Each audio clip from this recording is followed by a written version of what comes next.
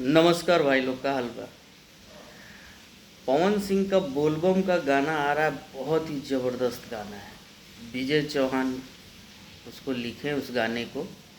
अब आप जानते ही है कि विजय चौहान जो गाना लिखते हैं वो तगड़ा गाना ही होता है। तो पोस्टर आ चुका है, बस गाना आपको आज शाम को नहीं तो कल सुबह तक आपको गाना आपको मिल जाएगा माँ अम्मा भक्ति चैनल पे, जहाँ से सुपर हिट गाना रोयल रघुराई गाना रिलीज हुआ था, वहीं से गाना रिलीज होगा पवन सिंह का पहला बोलबम गीत। और पहला ही बोलबम गीत आते ही मार्केट में तहलका मच जाएगा। जितना भी बोलबम गाना निकल रहा है अभी सबके ऊपर चला जाएगा। पवन सिंह का ये गाना बहुत ही ज़बरदस्त म्यूजिक भी बना है इसका। और इसमें जो वीडियो में बैकग्राउंड में काम जो किए हैं, बहुत अच्छे अच्छे लोग काम किए हैं।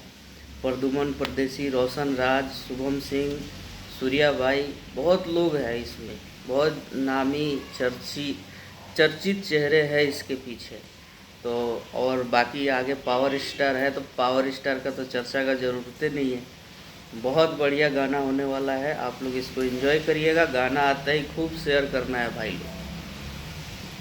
नमस्कार।